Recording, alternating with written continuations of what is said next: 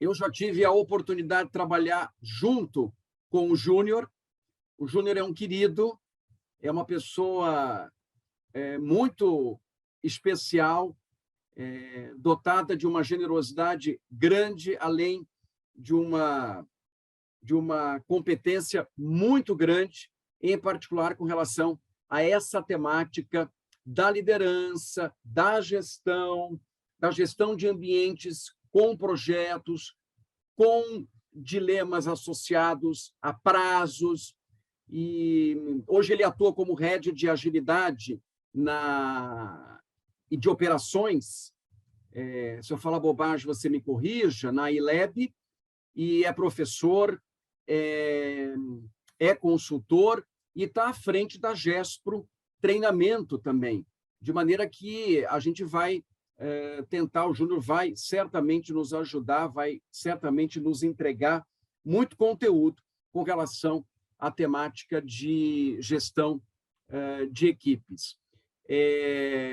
Boa noite, Júnior. Então, aí, já te passo a palavra só para você fazer uma introdução aí. Aí eu já te lanço uma pergunta. Por que razão esse tema de gestão de equipes é tão relevante no dia a dia corporativo, Júnior? Bem-vindo, obrigado. Muito obrigado, Renato, pelo convite. Obrigado ao pessoal da PUC, o pessoal que está aqui junto com a gente hoje para esse papo. É uma ótima oportunidade aí da gente poder falar sobre um tema que adoramos, né, Renato? Que praticamos e ensinamos, enfim. Então, é muito bacana a gente poder falar sobre gestão de equipe, liderança, lidar com pessoas.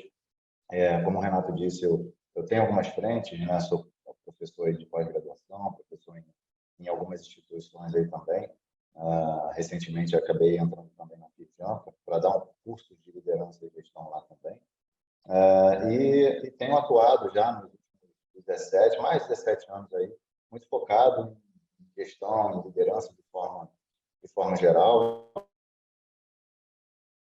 empresas de serviço, telecom, TI, educação, empresas de construção, mineração, enfim. Então, tem uma passagem que não é só restrita à área de TI, né, de tecnologia. Embora hoje eu esteja dentro de uma empresa de tecnologia, atuando como head de agilidade e operações, a gente tem, né, que é a ELEB, como o Renato falou, que a gente trabalha com qualidade de software, a gente tem uma oportunidade aí de conseguir lidar com pessoas e liderar pessoas.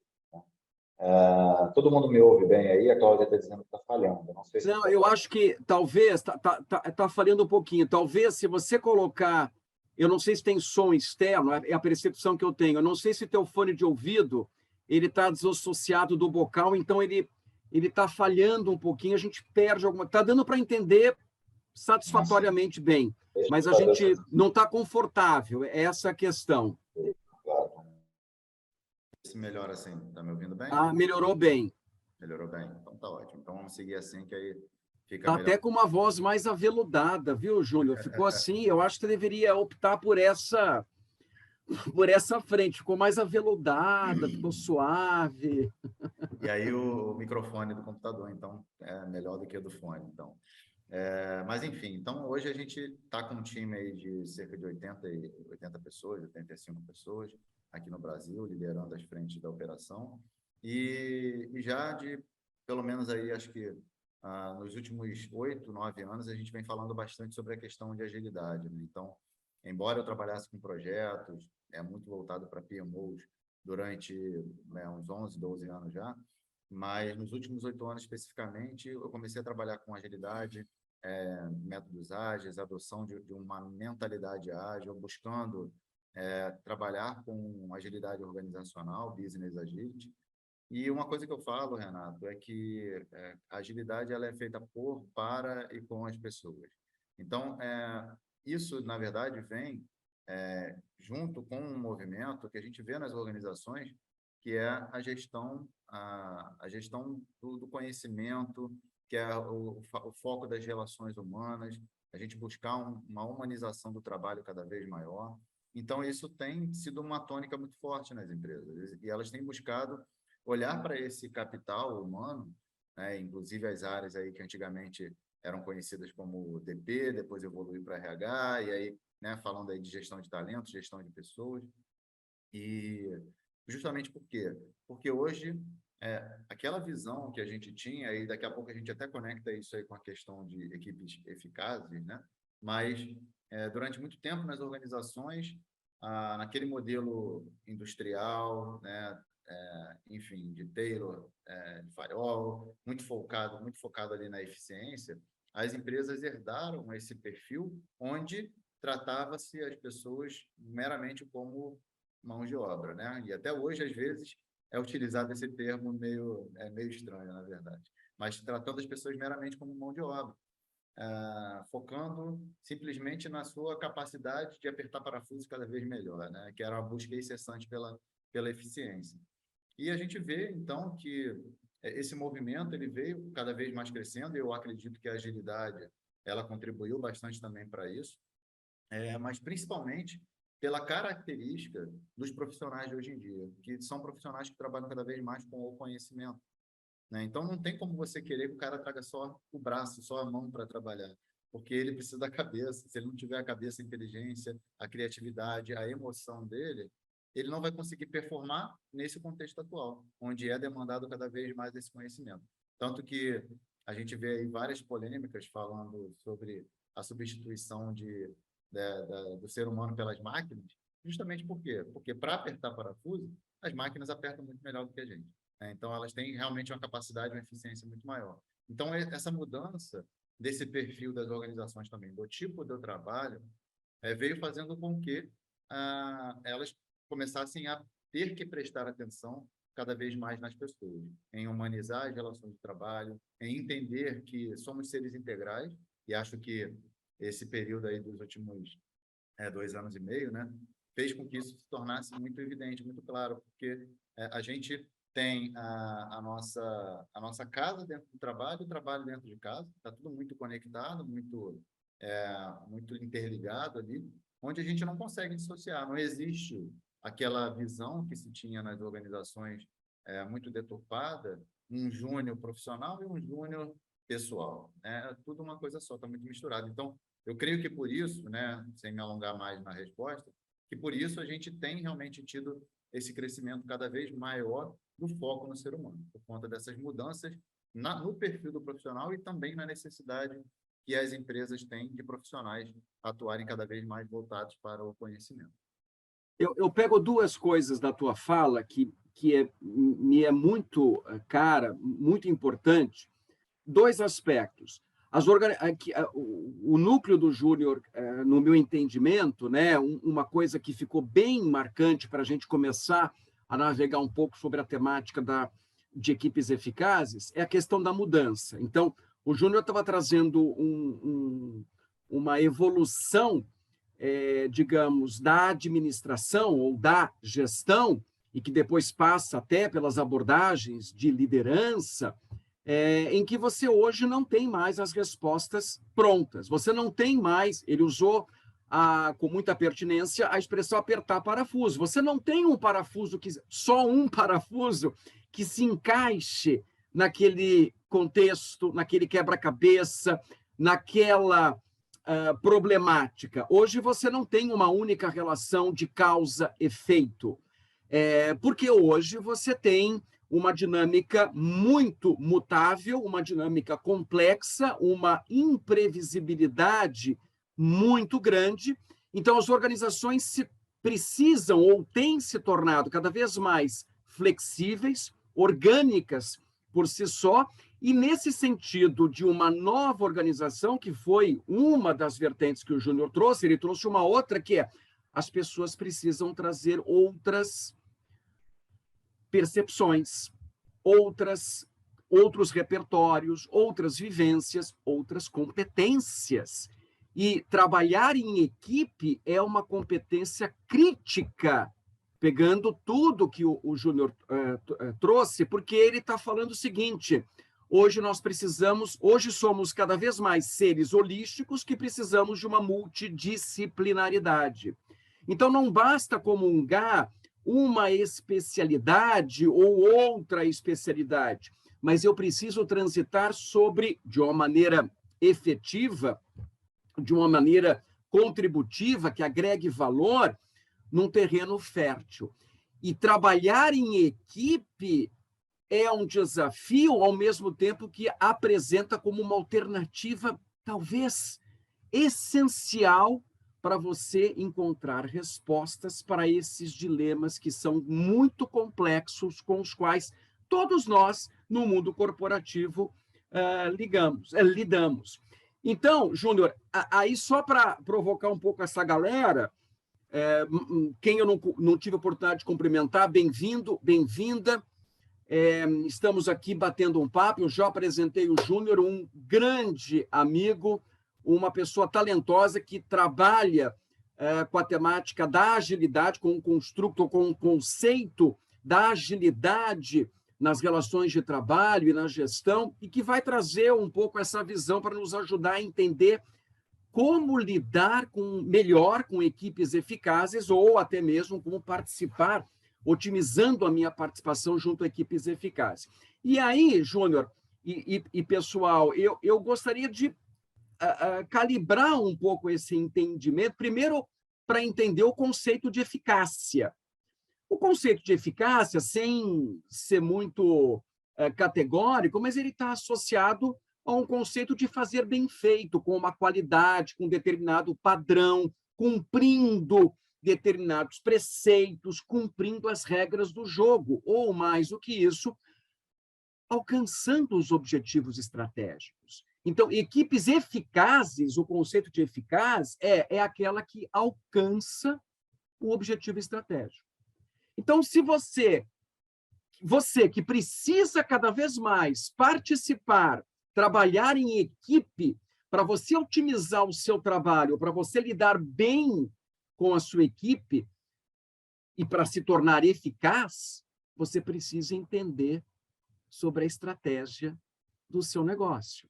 Eu não estou falando do modelo de negócio, mas eu estou falando do desafio, do que gera dinheiro, do que gera reputação, do que contribui para a imagem da organização.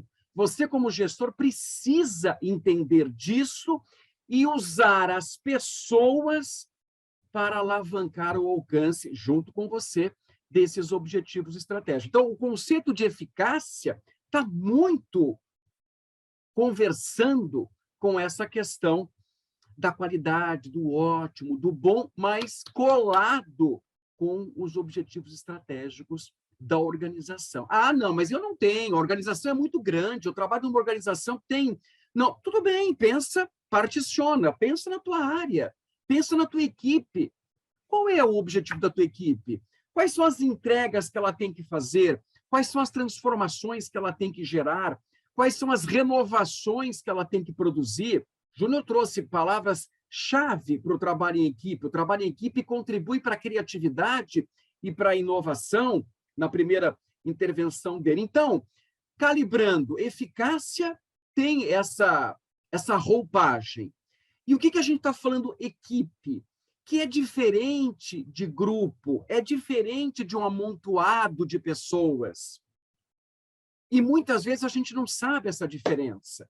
Muitas vezes a gente pressupõe que trabalhar em equipe é se juntar a pessoas e começar a distribuir tarefas. E cada um faz uma parte, depois a gente junta e eu trabalho em equipe. É muito mais do que isso, porque o conceito de equipe está ligado ao conceito das interações. O Júnior trouxe a questão das capacidades relacionais. Ele não falou com essa palavra, mas ele trouxe no bojo da fala dele esse aspecto. É essencial que você saiba lidar com pessoas, porque trabalhar em equipe é saber trabalhar com uma diversidade, é saber trabalhar com uma variedade de pessoas. E, nesse sentido, a equipe se forma quando você interage com as pessoas, porque, e aí vem o pulo do gato, todas as pessoas estão concentradas, estão focadas, estão olhando para o alcance do chamado objetivo estratégico. Isso diferencia qualquer agrupamento, qualquer grupo de uma equipe. Então, a equipe, para otimizar a minha eficácia, ela precisa estar alinhada aos objetivos estratégicos e fazer valer essas interações para alcançar esses objetivos estratégicos. Então, o que a gente fez até agora? A gente jogou o assunto na mesa, a gente alinhou o que nós estamos conversando sobre eficácia e estamos falando de equipe. Então, trabalhar em equipe, a gente já entendeu, e a abordagem inicial do Júnior trouxe, né, Júnior, trouxe um pouco essa roupagem da importância do trabalhar em equipe. E o trabalhar em equipe eficaz contempla o quê? Interagir da melhor forma possível para alcançar os objetivos estratégicos. Então, se você não sabe, não tem ideia desses objetivos estratégicos, corre atrás. Se você acha que sozinho pode alcançar determinado objetivo, mude já, porque sozinho você não tem a multidisciplinaridade. Você não alcança esta lateralidade. Você precisa dos outros para complementar. E você precisa, inclusive, trazer inúmeras percepções suas para esse dia a dia, porque você é holístico. E, nesse sentido, eu quero trazer uma outra abordagem. Eu perdi o Júnior deve estar, acho que se desconectou, deve estar chegando. Eu quero jogar para ele uma pergunta. Por que é difícil trabalhar em equipe? Ou essa pergunta vocês acham que não é relevante? Respondam para mim no chat, se vocês acham que essa pergunta é relevante. Por que é difícil trabalhar em equipe? Ou até respondo, não, nada a ver, não é difícil, é super simples trabalhar em equipe. Acho que não. Acho que não. É relevante entender? Legal, legal, Márcio, muito importante. Porque são pessoas diferentes. Trabalhar com a diversidade é difícil. Por que é difícil trabalhar com a diversidade? Porque nós estamos acostumados... Recuperei você, Júnior. Achei que você tivesse caído. Porque trabalhar com pessoas... Tinha caído, legal. Voltou. Voltei. Legal, ótimo. Eu lancei uma provocação para a galera. Por que é difícil trabalhar em equipe? E aí já apareceram ótimas contribuições, porque lidar com a diversidade é desafiador. E por que é desafiador? Exato. Porque lidamos com o diferente, com aquilo que não é meu espelho. E eu tenho dificuldades com isto.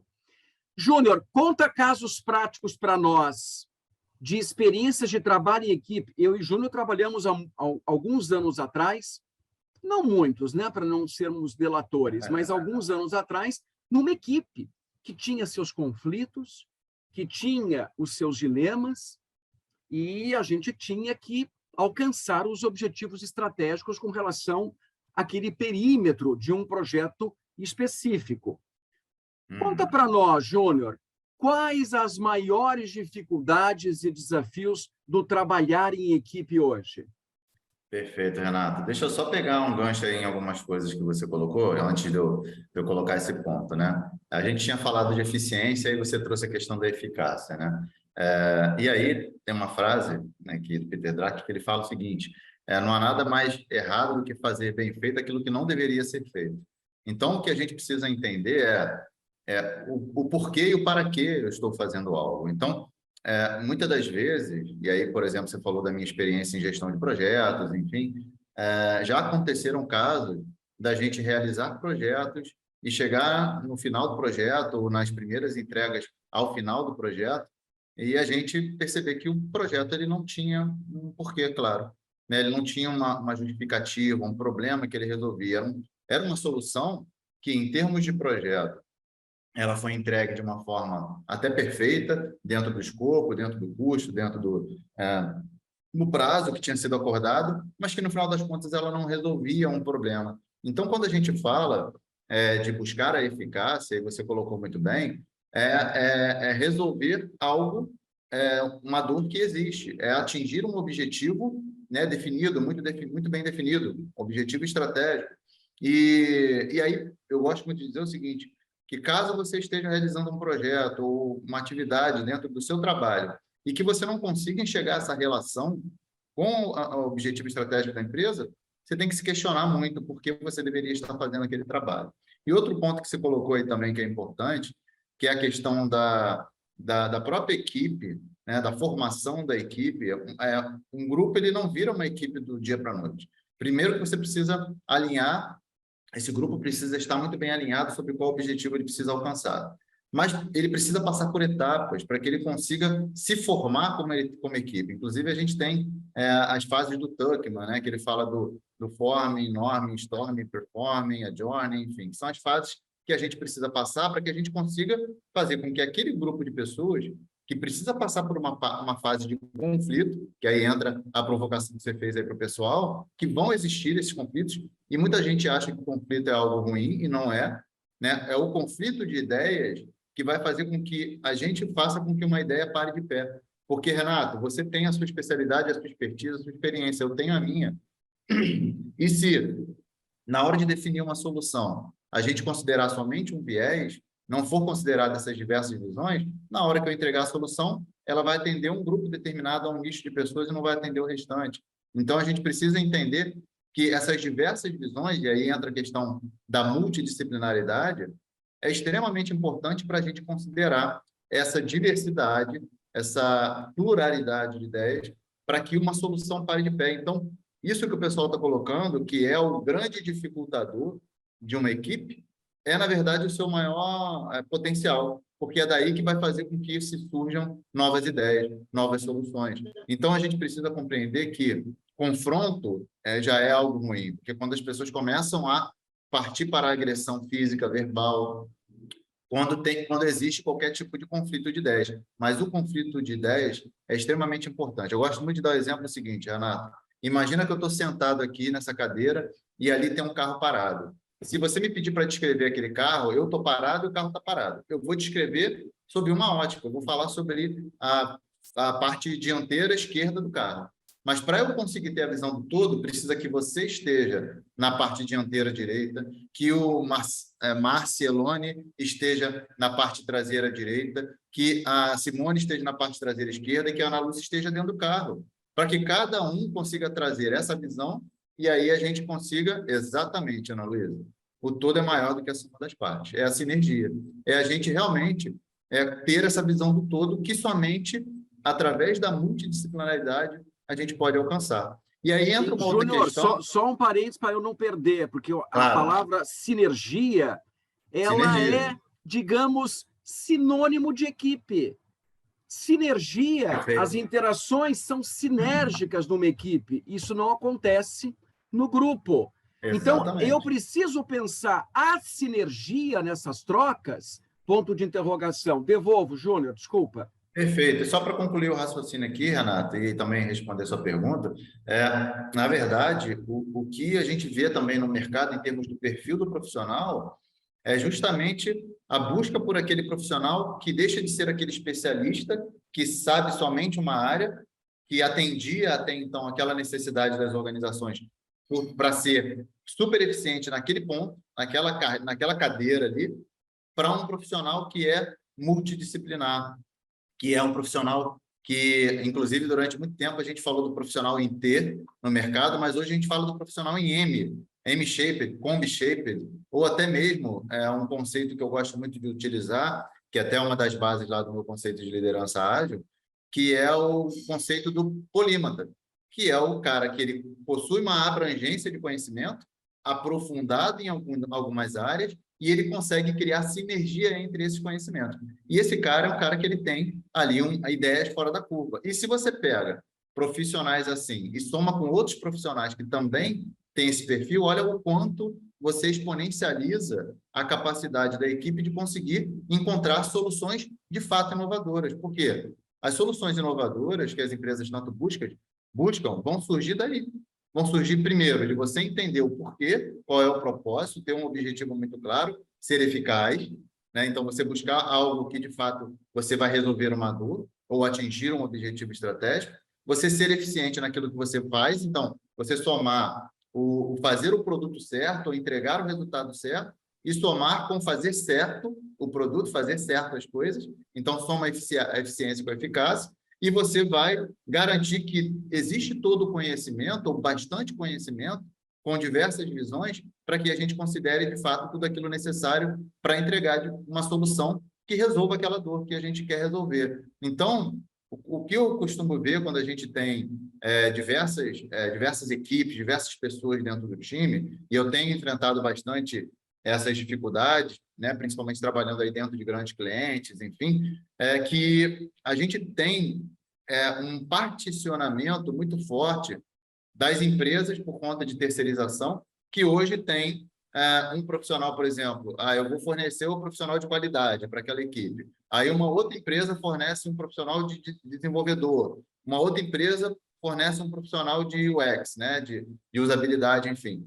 Um de cada empresa, cada um puxando sardinha para a sua empresa. Não tem E aí entra também uma questão cultural e de entendimento dos líderes, né, porque eu acho que o líder ele tem um papel preponderante nessa questão, de não entender que aquilo ali não é uma equipe, que aquilo ali é um grupo, e fazer um trabalho para que consiga se integrar as pessoas de forma efetiva, principalmente em realidades assim, onde a gente tem profissionais que são de empresas diferentes, cada um com uma cultura diferente também, porque vem das suas próprias empresas, e aquela empresa que eles estão prestando serviço, né, estão prestando trabalho, também tem a sua própria cultura. Então, isso traz uma complexidade muito forte e que a gente precisa saber lidar para criar, de fato, esse sentimento, né, de pertencimento, de time, para que, de fato, a equipe possa ser eficaz. Né?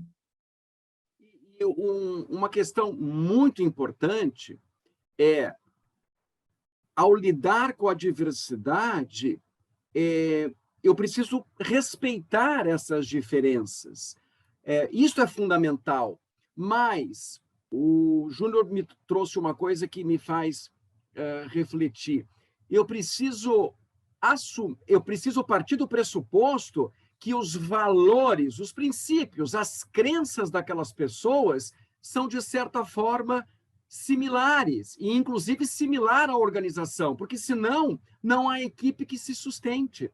Porque nós estamos falando de princípios, de crenças. Estamos falando de coisas do tipo segurança, comprometimento, qualidade. São princípios, valores. O ordenamento desses valores é fator crítico para que essas interações aconteçam com sinergia. A Ana Luísa trouxe o aspecto aqui no chat da liderança, que o Júnior referendou. Agora, o Júnior trouxe uma outra coisa que eu acho fundamental. Então, o que a gente está entendendo aqui? Olha, galera, lidar com o trabalho em equipe é muito difícil, é desafiador, porque eu preciso lidar com uma variedade de pessoas. E, portanto, eu preciso cuidar das minhas competências relacionais. É importante a especialidade, mas olha o modelo de liderança que o Júnior estava referendando. A gente já vai voltar a falar dele, Júnior. Mas ele estava dizendo, tudo bem, eu tenho alguns mergulhos, mas o mais importante é eu fazer conexões com diferentes outras frentes. E eu só faço conexões se eu tiver capacidade relacional, soft skill, capacidade ligada às pessoas e por aí vai. Então, trabalhar em equipe prescinde capacidade relacional. Trabalhar em equipe demanda uma outra questão trazida pelo Júnior. As equipes não alcançam a eficácia da noite para o dia. Estou parafraseando o que ele disse. E por quê? Porque as equipes passam por um processo de maturidade ou maturação. Aí na minha empresa, não tenho esse fôlego, não tenho esse tempo. Por quê? Porque é uma cultura de que o conflito é sempre disfuncional. Porque é uma cultura que é da competitividade e não da complementariedade. Porque há uma cultura em que os valores não estão alinhados. E eu não respeito a fluidez desta evolução. E eu preciso, como líder, entender que, num primeiro momento, está todo mundo pisando em ovos. E eu, como líder, preciso distribuir papéis, responsabilidades, dizer como as coisas devem ser feitas. Eu preciso, sim, ser diretivo e gastar muito tempo com isso, sim. Isso faz parte da cartilha. E depois eu preciso entender que os conflitos ocorrerão. E eu preciso ter táticas, estratégias para lidar com esses conflitos, para que rapidamente a equipe se desvencilhe desses conflitos, principalmente se forem pessoais, porque são muito danosos, para que eu alcance, para que eu ganhe fôlego, para que eu alcance um regime um pouco mais satisfatório. E, nesse sentido, tem duas palavras, Júnior, não sei se você comunga comigo, mas tem duas palavras que eu acho fundamentais para você lidar bem ou alcançar uma otimização de uma equipe eficaz. Uma está associada à confiança e a outra está associada à estruturação das atividades, que é papéis, responsabilidades, quer contratar bem, quer ter gente competente, gente que consiga entender qual que é a estratégia, que tenha capacidade de assimilação, capacidade crítica, e a outra é uma rede de confiança. E essas duas coisas, elas não são conquistadas da noite para o dia. É um processo. Então, equipes eficazes, elas bebem de uma boa estruturação e de uma boa confiança, uma boa rede de confiança, e que não são coisas da noite, que se consiga da noite para o dia. Portanto, lidar com o trabalho em equipe não é fácil, porque eu lido com uma variedade de pessoas, mas há pílulas para isso. Desenvolver capacidades relacionais, a questão da multidisciplinaridade, eu buscar ajuda com uma liderança para poder discernir melhor acerca dos objetivos estratégicos e entender que é um processo. Desenvolver táticas de conflitos e, acima de tudo, ter na mente o quê? Uma boa estruturação e um exercício que alinhave a confiança pode me ajudar. E a liderança, volto com você, Júnior, é fator crítico de sucesso para uma gestão eficaz das equipes. Fala um pouco para nós sobre esse teu modelo e até diga para nós onde é que a galera encontra treinamentos específicos voltados para a liderança, que eu sei que você criou. Júnior também tem uma vida acadêmica bastante estabelecida, é mestre pela PUC do Rio de Janeiro, e aprendeu a como seguir métodos, né? Não só por essa formação, mas aprendeu. E criou um modelo de liderança bastante parrudo. Conta para nós, divide um pouco, e se a galera quiser explorar isso, onde é que eles te encontram?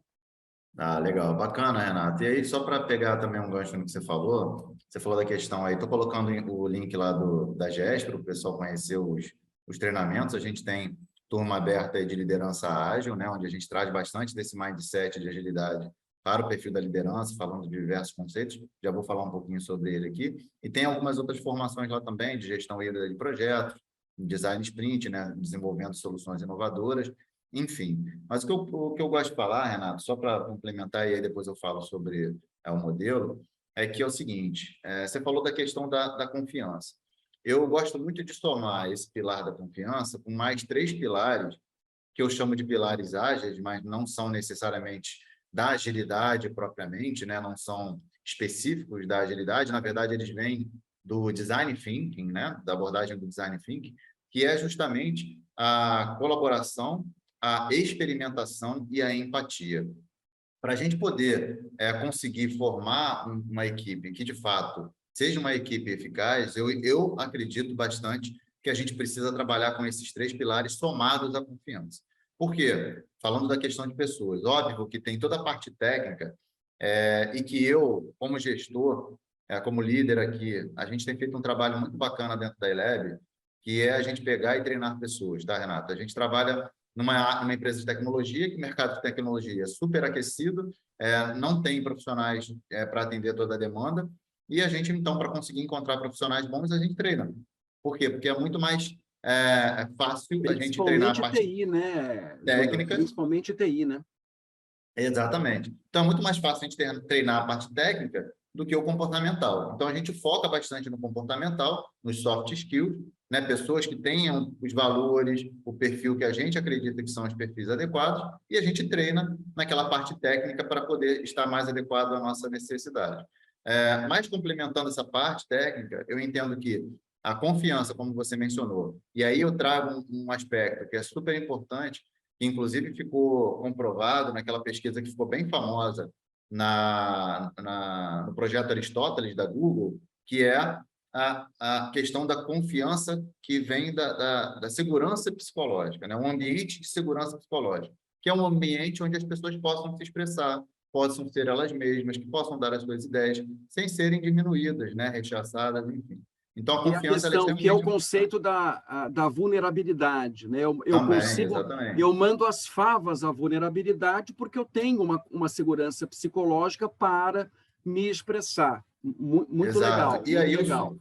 E aí somos outros três que são pilares que vêm do design thinking, que é a colaboração. Então, a gente trabalhar com equipes, né, de fato colaborativas, que um se apoia no outro, contribui para conseguir alcançar o mesmo objetivo, todo mundo se sente corresponsável, inclusive traz a visão da colaboração com o cliente, trazer o cliente para o centro do seu processo.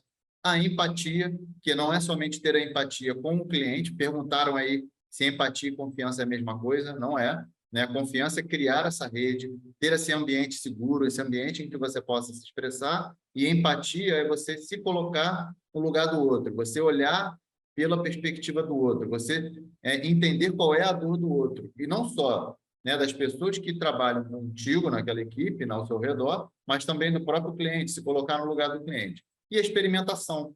Por quê? Se a gente quer entregar um resultado de valor, e aí, Renato, tem uma questão que é muito importante, por quê? Trabalhando com projetos, com TI, enfim, durante boa parte aí da minha carreira, nem sempre o que o cliente, o que o usuário espera, ou o que ele fala, é o que ele necessita, né? A gente não consegue ter essa certeza. Então, para a gente conseguir ter essa certeza, aquilo que a gente vai entregando, a gente precisa cada vez mais tentando fazer com que combine ali com o que o cliente necessita. E a gente só consegue isso através de um processo experimentativo, onde a gente tem a liberdade de testar novas formas de trabalho, onde a gente tem a possibilidade da gente testar novas soluções, melhorias para um processo, melhorias para um produto, enfim. Então, é necessário que a gente tenha esse processo experimentativo. Só que, e aí falava da questão da cultura aí, né, Renato? A cultura come a estratégia no café da manhã, como já dizia Drucker, né? Então, se a gente tem um Ele ambiente, uma jura que não cultura, foi ele que disse, mas a lenda a lenda corporativa conta, né? Então, todo mundo atesta que assume. foi ele, né? É isso aí. Exato. Mas o que acontece, Renato, é que se a gente tiver uma cultura que não permita a colaboração, que não permita que as pessoas possam se expressar, que elas tenham medo né, que não tem esse ambiente de confiança, e principalmente também que elas tenham medo de experimentar, onde, se você não acertar de primeira, você é mandado embora, né, tem uma cultura de punição ao erro, como que o cara vai experimentar novas formas de trabalho, inclusive novos métodos, né, buscar uma melhoria no processo, então isso não vai acontecer. Então, para mim, para a gente ter uma equipe verdadeiramente eficaz, onde a gente vai entregar cada vez mais próximo daquilo que o cliente necessita, né, é justamente através desse processo experimentativo. Então, a gente precisa ter colaboração, confiança, como você falou, experimentação e empatia, claro, associado a uma estruturação, as habilidades técnicas para isso. E aí, complementando, Renato, já que você perguntou do E modelo, aí, só um parênteses, Júnior, o Márcio claro, tinha feito uma contribuição que amarra com o que você está dizendo, que é a questão da própria cultura. cultura, exatamente. Se há uma contingência para eu trabalhar com a empatia, que é o princípio da capacidade relacional, com a colaboração, que é o princípio da sinergia das equipes, eu avanço mais rapidamente naquele exercício de maturidade, de evolução das equipes. Desculpa.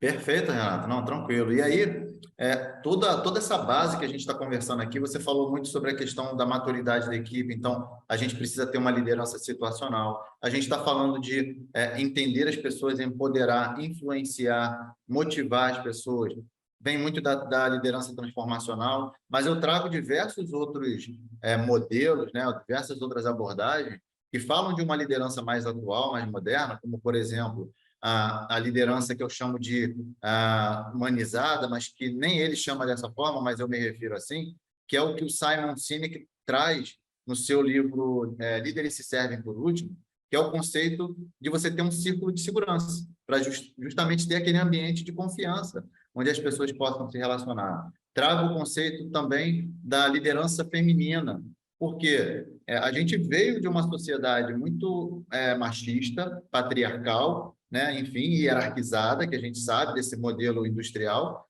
mas que não somente a questão de ter mulheres em posições de liderança, porque isso é importante, mas não é isso que a gente está querendo tratar aqui, mas sim das características. Eu vi que minha câmera fechou aqui, ela está dando uma falhada de vez em quando, mas já abre. Estamos te ouvindo bem. Estamos te ouvindo bem. Mas a câmera que fechou. Enfim, e da liderança humanizada, o que a gente está falando aqui, da liderança feminina, que é justamente ter características que normalmente eram mais associadas às mulheres, como a questão de ter um ambiente mais acolhedor, de olhar mais para a questão do emocional, né, de saber virar a chave muito rápido. Eu trago conceitos aqui de uma liderança que é uma liderança coach, muito focada no desenvolvimento das pessoas.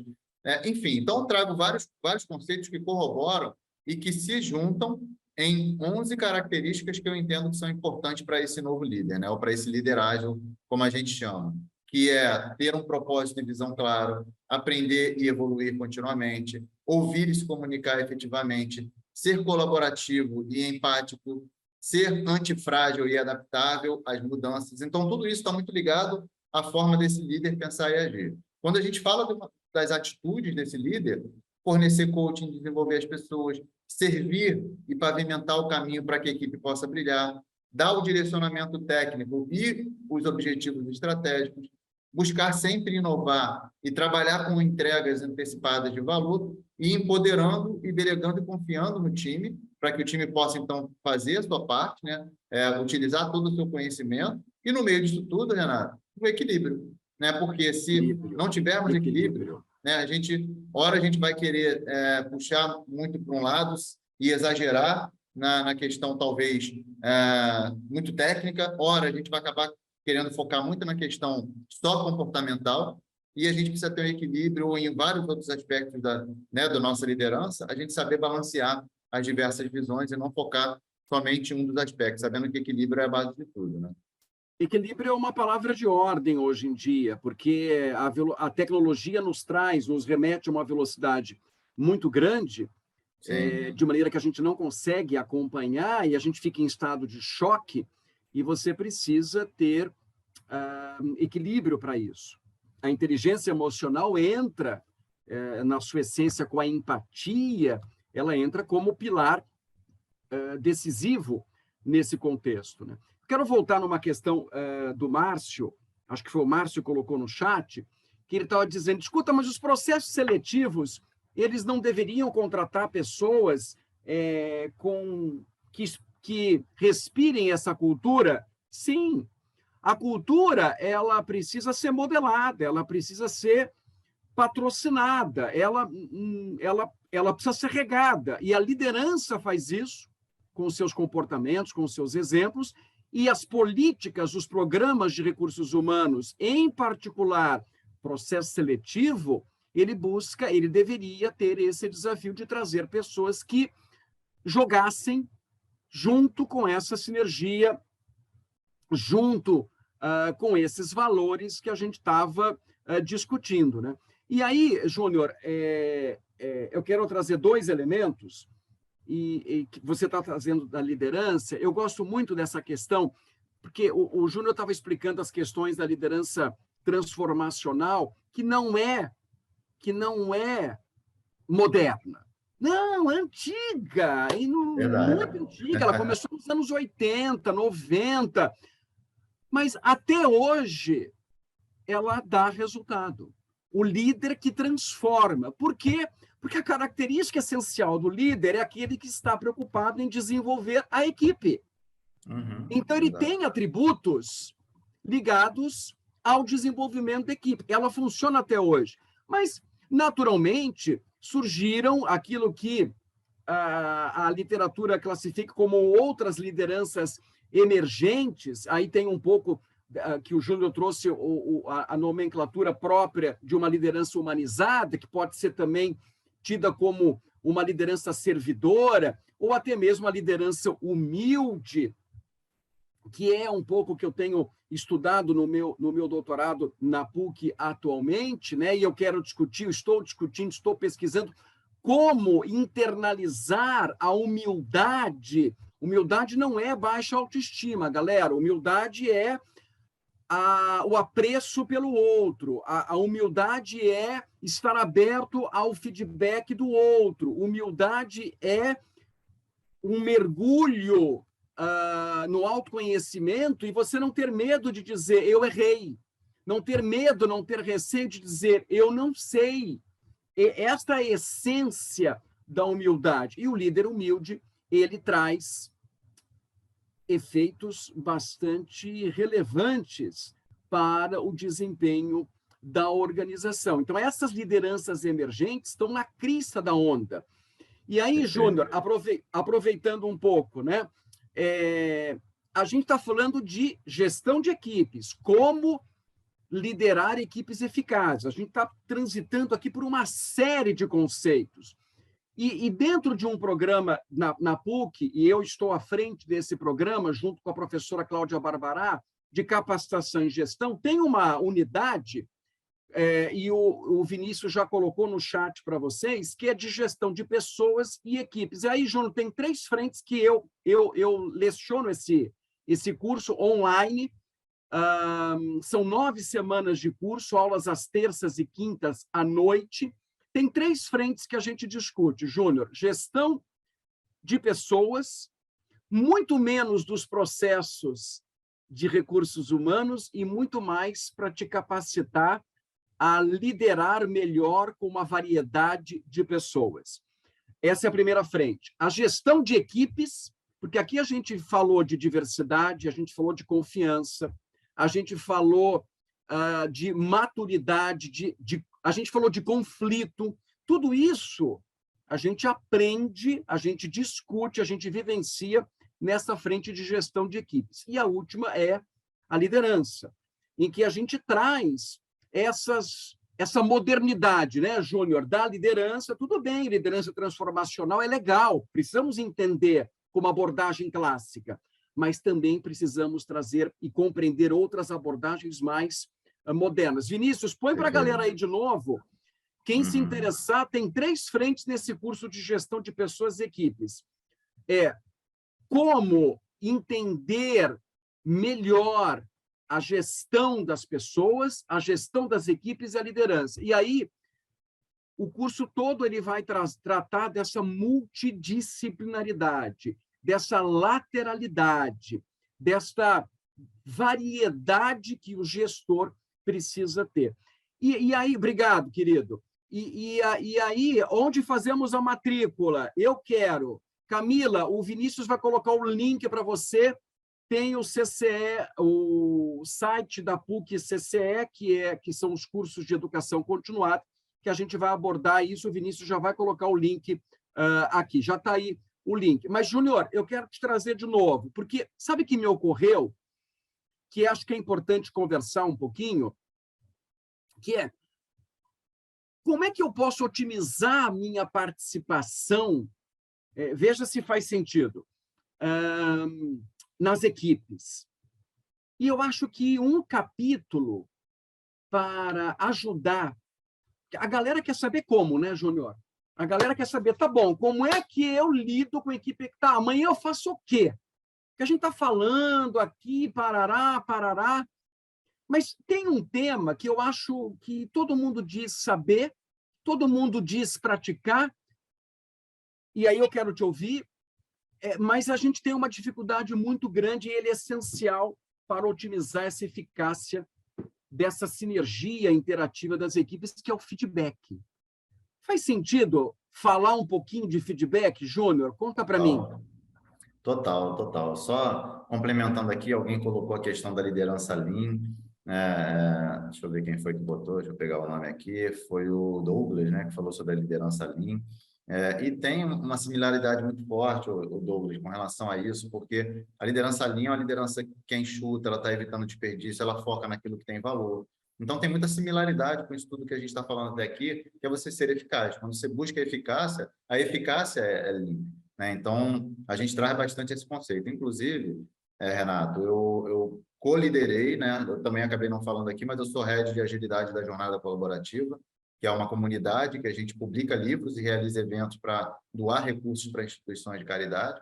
Então, eu co-liderei um livro que foi A Jornada da Liderança Ágil, Jornada Ágil da Liderança, e agora eu estou com um livro pronto, já está na editora Opa! para publicar, que é o líder que eu fui, o livro que eu fui o líder, né? Que é o Jornada da Liderança Exponencial. E dentro do Uau! modelo da jornada da liderança exponencial, Douglas, pessoal, a gente traz exatamente a liderança Lean como um dos modelos, um dos pilares dessa nova liderança que a gente traz. Então, não só dentro do curso que eu falei da liderança ágil, que a gente traz esses conceitos, mas nos livros também que a gente tem publicado, traz bastante essa visão, né? Mas falando da questão de Agora, feedback, Júnior, uma coisa Renato, interessante, só para fazer uhum, também um parênteses aí para o Douglas, a liderança Lean é para poucos. O que eu quero dizer com isso? Você precisa amadurecer a tua gestão, no sentido de resolver a microgestão,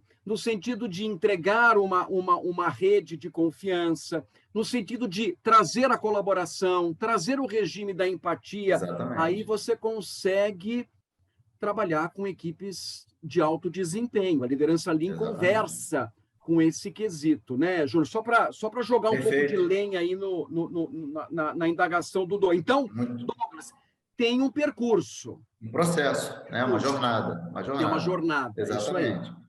Então, isso de fato é extremamente importante. E o feedback, como você colocou, Renato, para mim é um elemento essencial, porque se a gente não trabalha o feedback como uma cultura de feedback, onde, inclusive, uma vez eu assisti uma palestra da Thaís Rigolon, a gente falou exatamente, ela falou exatamente sobre isso.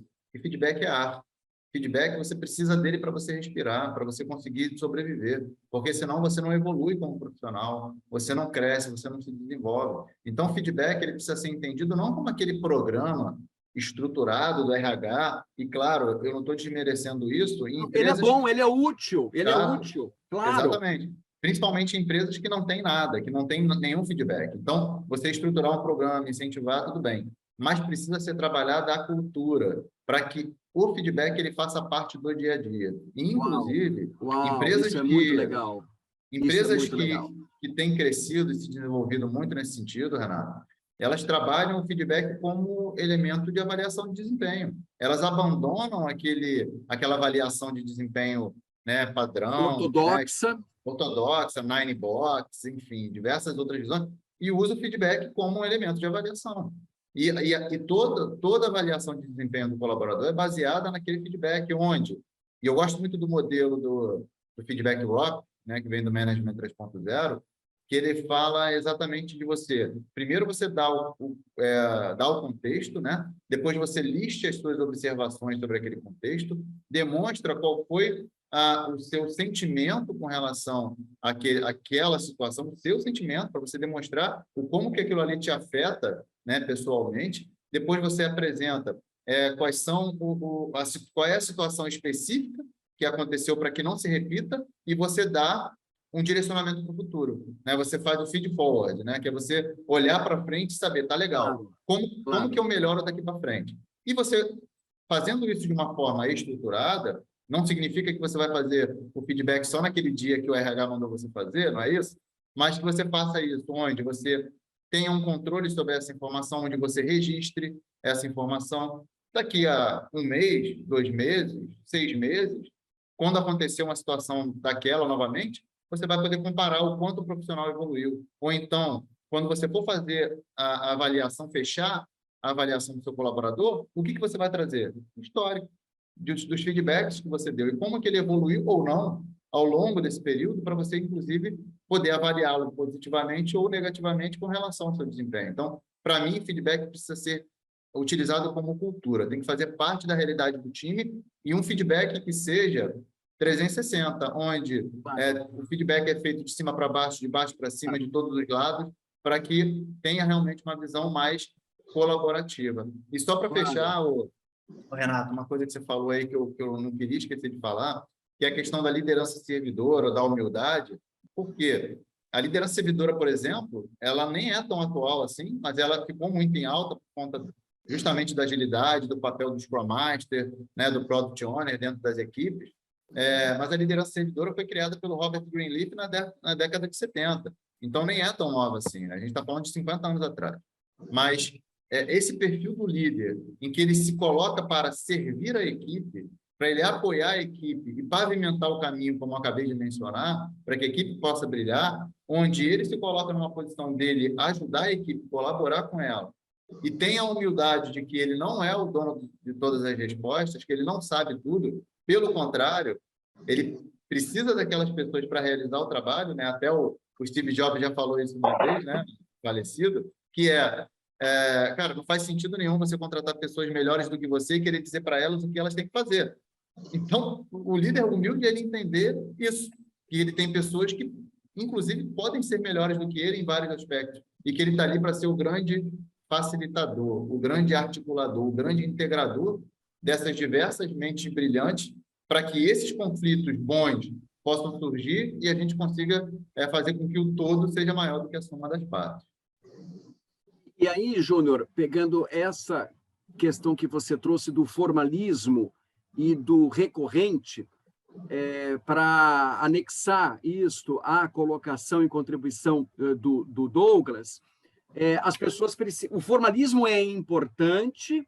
A Netflix, a VP de Recursos Humanos, a Netflix, tem dito esse formalismo, muitas vezes, ele serve a senhores que não estão interessados exclusivamente nos objetivos estratégicos do negócio. Por quê? Porque legal você ter esse formalismo, mas ele precisa ser, o feedback precisa ser considerado como algo no DNA, recorrente. Por isso que o Júnior está dizendo, olha, eu tenho que ter uma cultura de feedback.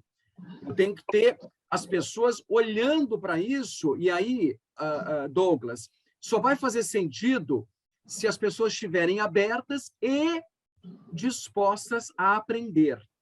Então, dar o feedback prescinde criar espaços para a socialização, para essa troca, que é isso que vai gerar a aprendizagem, o conhecimento, para amarrar com a gestão do conhecimento que o Júnior trouxe lá na abertura, há quase uma hora atrás, quando ele estava falando dessa questão. Diga.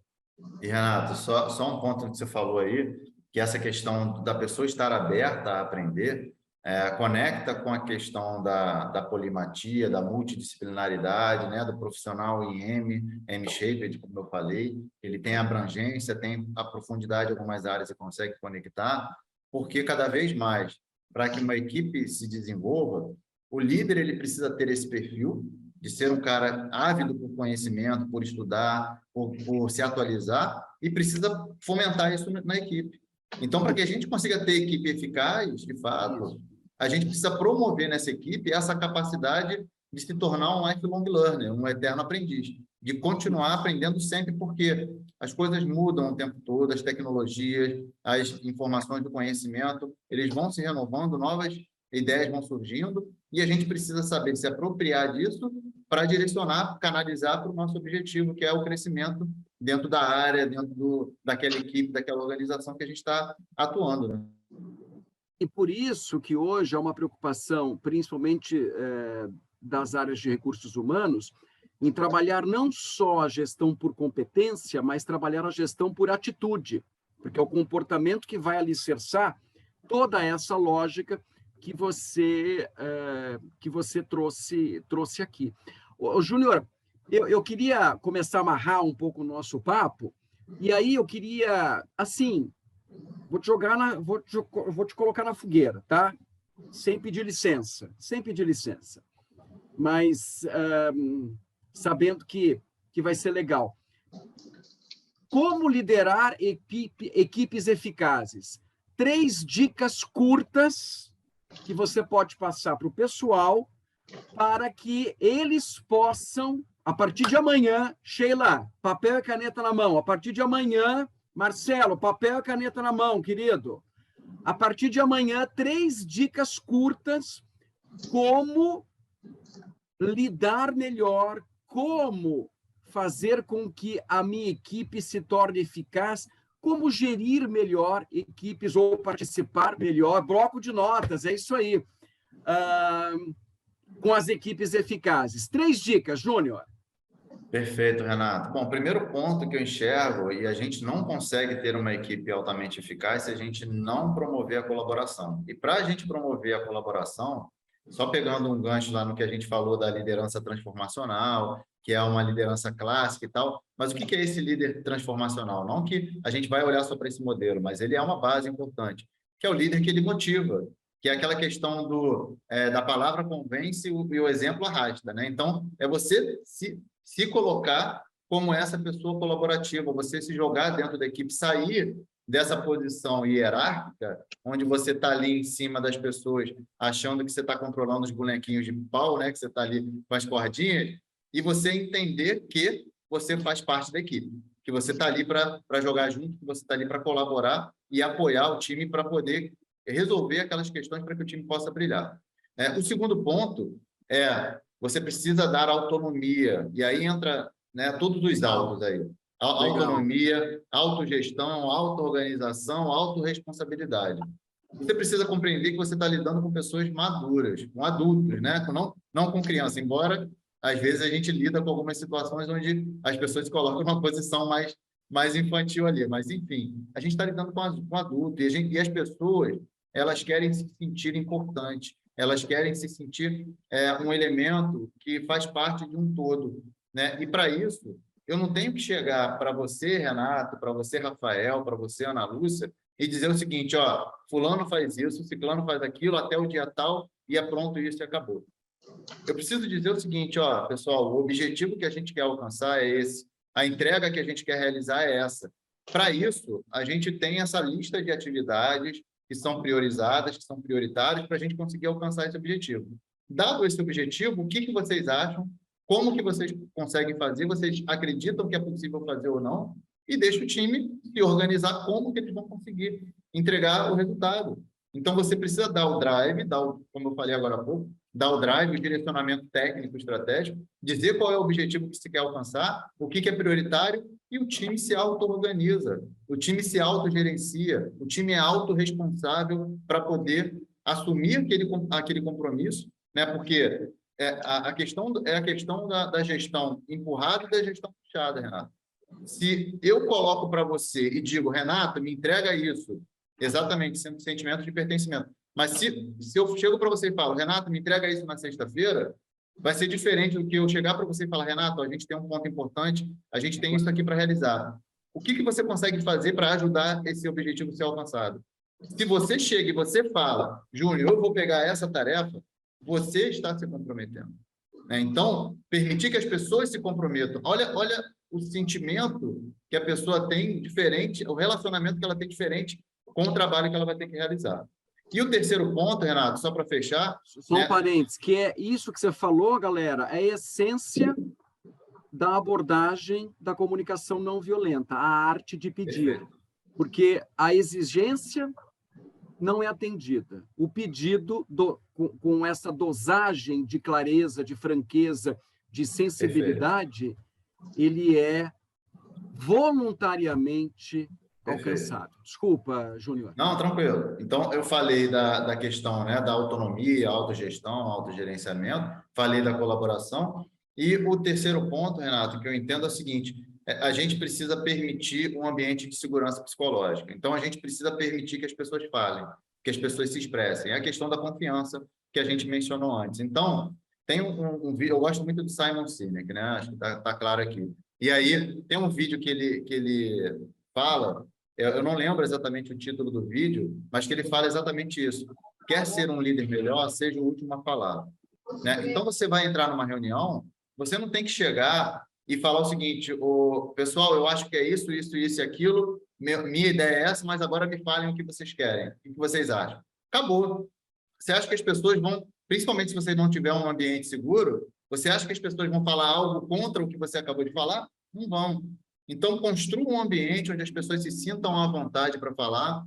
Tente sempre ser o último a falar. Deixe primeiro as pessoas exporem as suas ideias e quando elas puserem as suas ideias, você vai ter o benefício de saber discernir e identificar, caramba, isso aqui é bacana, isso aqui é bacana. Então, crie esse ambiente, permita que as pessoas se expressem, esse ambiente seguro e tente sempre ser o último a falar, como o Márcio está dizendo aí. Afinal, a comunicação, né, Renato? Ela não se faz só da oratória, ela se faz também da escutatória. E a gente precisa ouvir mais do que falar, porque justamente a gente tem 2 ouvidos e uma boca para isso, né? Galera, adorei, Júnior. Em essência, né, se eu pudesse traduzir, fazer aquela tradução popular das dicas do Júnior, é trabalhar a delegação, trabalhar a colaboração e trabalhar a segurança do ambiente. Se eu pudesse fazer uma tradução popular, hein, com toda a liberdade que eu capturei, Júnior, que eu assumi aqui. E eu vou muito rapidamente dizer o seguinte, galera, 3 dicas curtas. Não sei se eu tenho 3, mas vou tentar pensar. Uma que me ocorre aqui que está muito intimamente ligado ao que o Júnior trouxe, mas galera, como é que eu lido com equipes eficazes? Como é que eu otimizo equipes eficazes? Eu preciso assegurar que as interações sejam sinérgicas, no sentido de focadas no objetivo estratégico. E, para isso, eu preciso entender de modo claro qual é o objetivo estratégico. E, mais do que entender, ter a certeza que a galera, todo mundo, todos os membros, sabem o seu papel estrutural, sabem o seu papel estratégico. É o conceito da anatomia do resultado. Cada um tem uma participação nesse organismo vivo,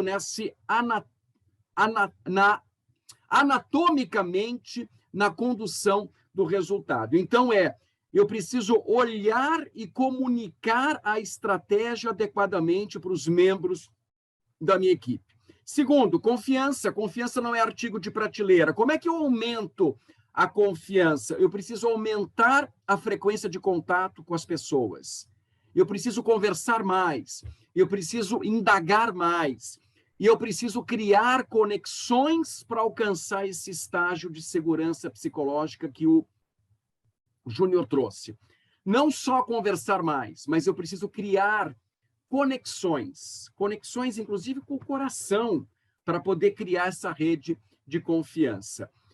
E a última dica, eu preciso aprender a lidar com os conflitos, porque trabalhar em equipe implica em trabalhar com conflitos, porque a variedade traz conflitos, e eu preciso ter à mão táticas para poder lidar com os conflitos. Então, comunicar e entender a anatomia do resultado, os objetivos estratégicos, a confiança que depende de quantidade de interações e qualidade de conexões, e a última que eu falei foi, galera, me ajudem, o que eu falei agora? Ih, me perdi, viajei aqui. E a última que eu falei táticas estratégicas do conflito.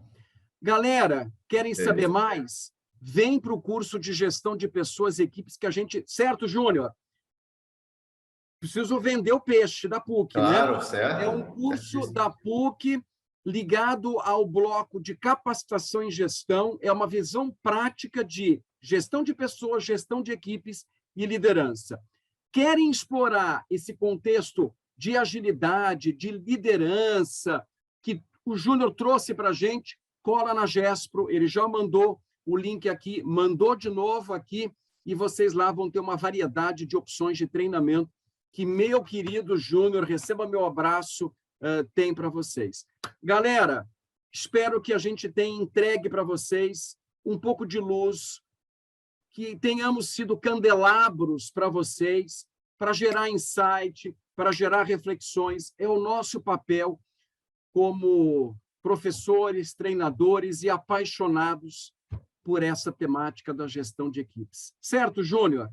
Obrigado, Renato. Obrigado, pessoal, aí pela oportunidade. Coloquei aí o link novamente lá da GESP. Coloquei até um cupom de desconto aí que o pessoal quiser acessar. Então, quem quiser participar lá de algum curso, a gente tem algumas turmas abertas. Vai ser muito bacana. Quem quiser se conectar comigo também no LinkedIn, é só procurar lá Júnior Rodrigues. Eu gosto muito de compartilhar conteúdo, de interagir, de se conectar com as pessoas.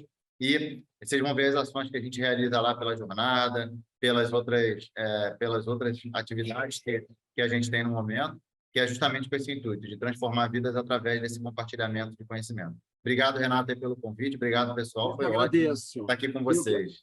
Eu que agradeço, eu que agradeço. Eu peço desculpa se eu perdi alguma coisa no chat de vocês, mas foi um grande prazer. Vinícius, só dá uma luz aqui. A gravação, tem alguém perguntando. Eu não sei se a gravação vai ser disponibilizada. Vinícius, me ajuda.